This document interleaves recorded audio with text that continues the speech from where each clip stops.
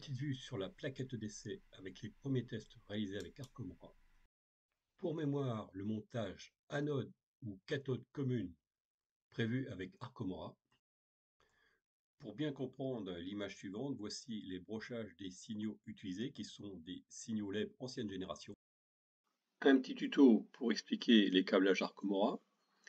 À gauche, en haut, le signal G5 qui correspond à un signal LED 14 sur lequel on va utiliser 4 ports Arcomora, 1, 2, 3, 4. On les retrouve ici, avec les aspects présentés, carré, voie libre, avertissement, rappel de ralent. 0, ça veut dire que cette LED va être allumée. Ici, avec la croix, ça veut dire que les LED sont éteintes. Et si on avait mis un F, ça voudrait dire que les LED sont clignotantes.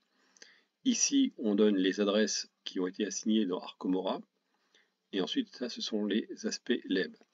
Donc le port 1 avec le trait bleu qui va alimenter les LED 3 et 5 qui correspondent au carré.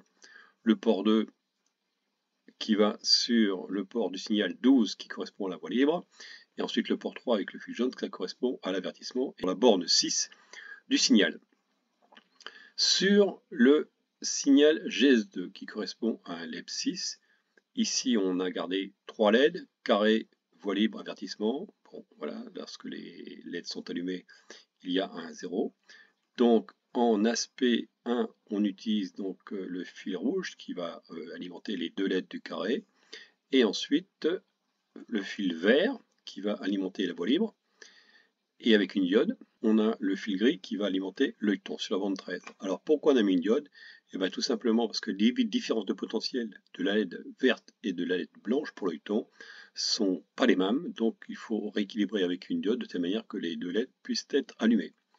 Enfin, le signal GS3 qui est équivalent au GS4 et au GS5, bon, c'est un petit peu le même principe que le GS2, sauf que là, on a mis 2 diodes ici, de telle manière que lorsque la voie libre ou l'avertissement sont actionnés, eh bien, on alimente l'œilleton. Et on a été obligé de mettre une diode de plus côté là pour rééquilibrer les différences de potentiel comme sur le signal GS2.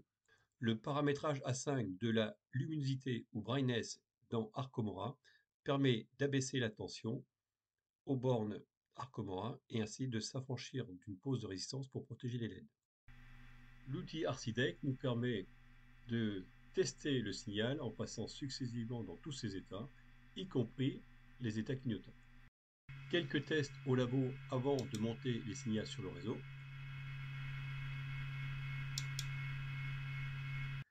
Espérant avoir démystifié la programmation des signaux LED, le prochain atelier concernera certainement la programmation des signaux LED nouvelle génération. À bientôt.